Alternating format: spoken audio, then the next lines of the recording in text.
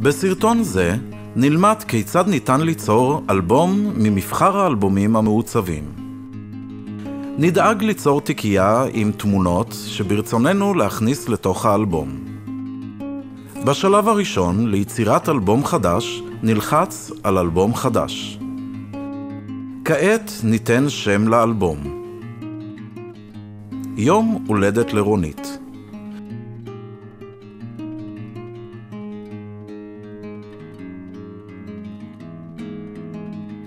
בעזרת החץ השמאלי המופיע על גבי המסך נעבור לשלב הבא. שלב מספר 2. בצד ימין יופיעו הגדלים של האלבומים. קלאסי עומד, פנורמי גדול, ריבועי גדול, קלאסי ספירלה, פנורמי בינוני, ריבועי בינוני, פנורמי קטן, ריבועי קטן.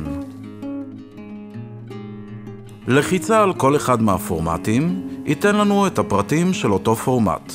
למשל, קלאסי עומד בגודל 19.5 על 27.5.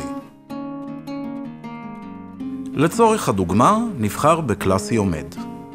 כעת נעבור בעזרת החץ לשלב הבא, שלב מספר 3.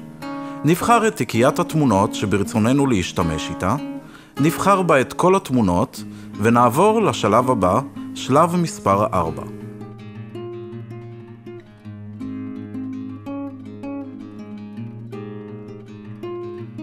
בצד ימין של המסך מופיעות בפנינו אפשרויות, לפי אלבום דוגמה, לפי אלבום אחר שהצבנו כבר, לפי תבנית דף, שיבוץ התמונות באופן אוטומטי כן או לא, מספר העמודים שאנו רוצים ליצור באלבום.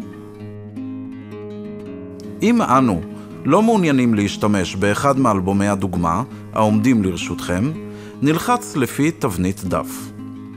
לצורך הדוגמה, נבחר את אלבום יום הולדת ילדים, ונעבור לשלב הבא בעזרת החץ. כרגע אנו יכולים לראות את האלבום המעוצב עם התמונות אשר כבר שופצו על ידי התוכנה. כמובן שניתן לשבץ לבד תמונות, לשנות אותן ולערוך אותן, ועוד המון אפשרויות שניתן ללמוד בסרטון ההדרכה הבא, עיצוב מתמונות.